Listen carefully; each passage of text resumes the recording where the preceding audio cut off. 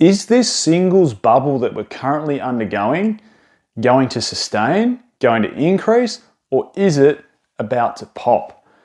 I think in this video, we're going to discuss a few things. One is cards that it looked like quite clearly they've been manipulated, what the past can tell us when it comes to singles and singles pricing, and where are we going to go to next? Let's discuss those three things in this video. Let's start off with market manipulation and a bit of, I suppose, buyout pressure put on a fair few cards and how to spot them. And it's pretty easy, really. This is the best and easiest way to spot it.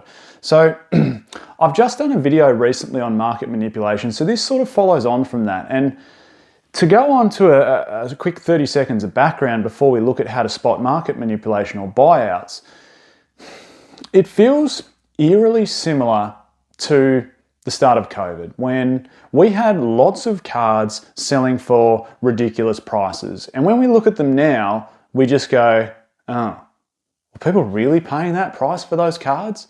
And look, for me, I'm not invested in the singles game. I love talking about it because I like collecting singles. I don't invest in them, but I like collecting them. And it really interests me. So it's really interesting and good to have a conversation about them.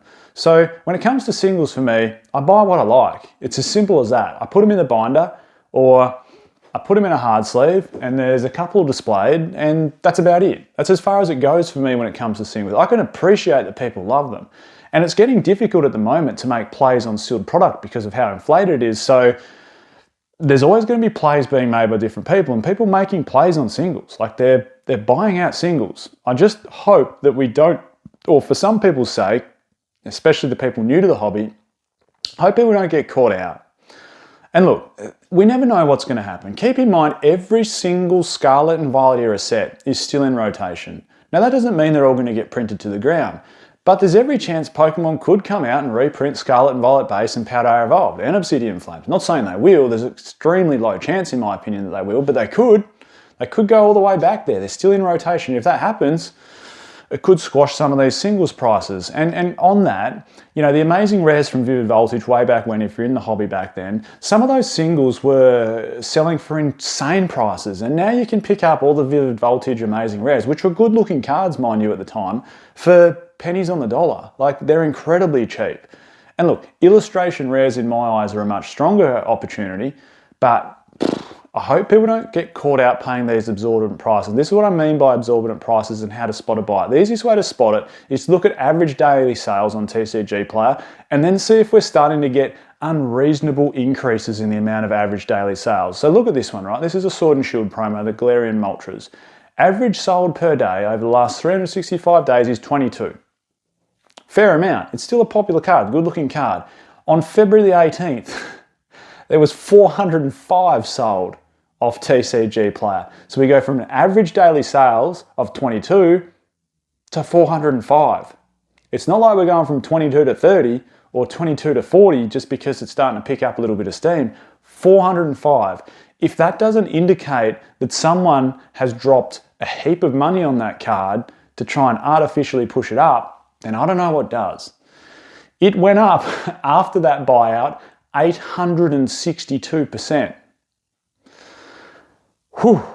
Then it creates almost, especially if you're new to the hobby and you don't know how to look for this, it creates like this artificial push towards that card where people go, well, hold on, okay, yep, it's not a $2 or $3 card, now it's a $16 card or an $18 card. Oh, that sounds fair for that card because it's Moltres, it's one of the original legendary birds, it's a promo. Yeah, I'll pay $20 for that card for my collection. So that person that bought all 405 now distributes across different, I'm not saying they bought all 405, they might have bought 300 or 350, they distribute across different selling sites at the new price point of $20. And they might have had an average buy-in of $6. And then there you go, there's a play to make money, isn't it? So I hope people don't get caught out by that. And the second one, here's just another example to show you how that works. Obsidian Flames Houndour, average sold per day, 19. On February 18th as well, there was 154 sold. Not like we're going from 19 to 25 or 19 to 40 even, so double the amount of sales in a day, 19 to 154. And what happened to price? This sounds silly saying this, 913% increase in price. 913%. That makes it, right now, the third most expensive card from Obsidian Flames. And don't get me wrong, it's a cute card. Like it's not exactly the world's most fan favorite Pokemon, but you know, it's a puppy dog, it's Houndour, it evolves into a nastier looking dog, but 913% increase. Again, if that doesn't scream buyout to you, I don't know what does. And look, this is where I wanted to move on to the fact of, you know, what can we learn from the past and then where to next? So we know these plays are happening, and look, it could be for multiple reasons. Maybe it's an easy way to make money, maybe it's getting too difficult in sealed product at the moment, maybe people are finding it really, really hard to buy out sealed product and then resell it like we've seen in the last month or two, and they're moving on to singles. Don't know, just some hunches. But what the past can tell us is you can very, very quickly get caught out buying in at these higher price points. And I'm not saying everything's going to get reprinted like I said at the start of the video, but you just never know. Shining Fates singles were selling quite strongly when the set first came out, like in the first 3 months. Shining Fates singles were strong. The Charizard was super strong, the baby shinies were pretty strong.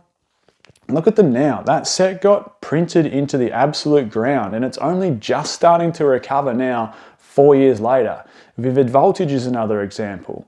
Darkness Ablaze is another example. The regular Charizard VMAX from Darkness Ablaze held a pretty strong price for a fair period of time until we got massive Elite Trainer Box reprints, multiple waves of it, massive Booster Box reprints, multiple waves of it. Same with Vivid Voltage.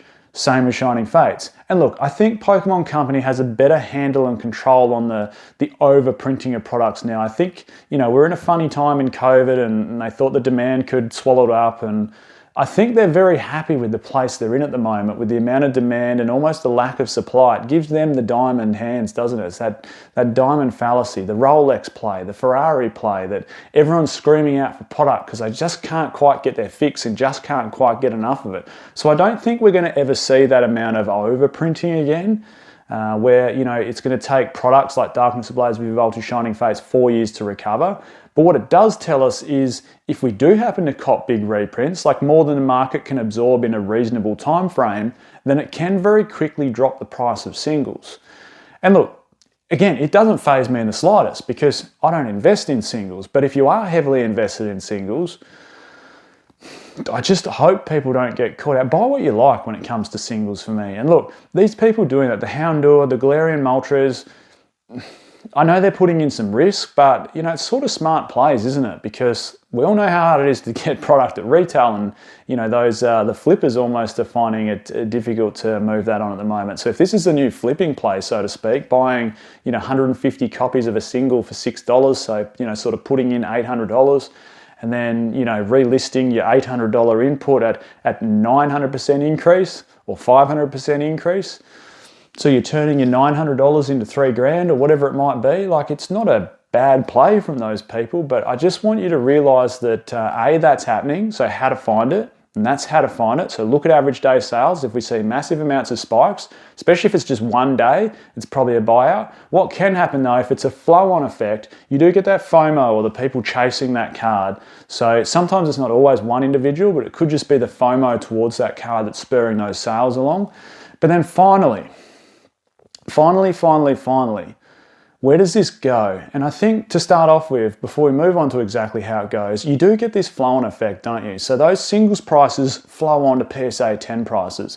Houndour is a great example of its PSA 10 price is over $250 now. Drowsy, PSA 10 price, we're talking, you know, Scarlet and Violet base, illustration rare, we're talking over $800 now. And then not only that, we get the flow-on effect to sealed pricing after that, because if the total set value of raw singles increases, and then the flow-on effect or the multiplier effect to total PSA 10 value or PSA 10 value of the hits is increasing, then just naturally, we're going to get a flow-on effect to sealed pricing. It's just inevitable.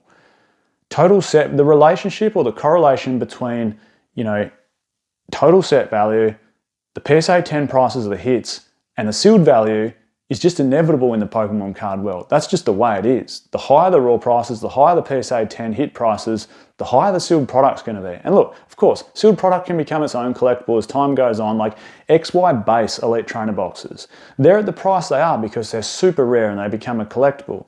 But general rule of thumb, a booster box, for argument's sake, the stronger the hits inside there, the better it's going to perform. That's why Evolving Skies is the strongest set from Sword and Shield era. That's why Team Up's the strongest set from Sun and Moon era. Yes, it was short printed as well. That's why Flashfire is the strongest box from XY era. Like, the list goes on. The stronger the hits, the stronger the box price. So where to from here? Whew, that is the $1 million question, isn't it? And I don't really know. It's in such a funny place at the moment, the hobby. And I have the... what's the word I'm looking for? I have the pleasure of just being able to sit back and watch it when it comes to singles. Because like I said, from an investing standpoint, I just jump on sealed. I buy it at retail. I have very strict rules. I have a video on that if you want to watch it, around how I set out my rules when it comes to sealed product and investing in Pokemon cards. And I don't stray from it. It's as simple as that. It's a numbers-based game when it comes to investing in Pokemon cards. Singles, I like to collect them and I like to buy what I like, but I have the pleasure of just sitting back and not worrying about it, not worrying what happens to singles. I guess all I'm giving, I suppose, a bit of advice is, don't get stuck in that FOMO. The hobby's in an incredible bull market at the moment, one we haven't seen in a while, and buying in at exorbitant prices, particularly after buyouts, you could catch yourself out. They could continue to go higher, of course they could, but you could also get caught out and we could see some retraces pretty quickly on some of these cards. So just be a bit careful or mindful. Before we end the video though, I just wanted to give a shout out to today's video sponsor, which is of course the Collector app. If you do have it, please download it. Please update it. If you don't have it, please download it. There'll be a link in the description. Collector app's phenomenal. You've got your whole singles collection, whole sealed collection you can add in there. So all sealed product, all singles. It'll give you constant daily updates on pricing, which pulls from TCG Player among other sources. It'll show you total collection value. You'll see daily growth, weekly growth, monthly growth, 3 monthly growth, so quarterly growth, 6 monthly growth. It'll give you total gains, the total amount you've spent on your whole collection, total gains. It's a phenomenal app. It's very, very easy to use. There's a new stacking feature now in the Collector app where you can unstack the cards so you can see the full list of singles that you've got. Again, link will be in the description to that one. I'm Michael, this is Buyouts. Catch everyone next time.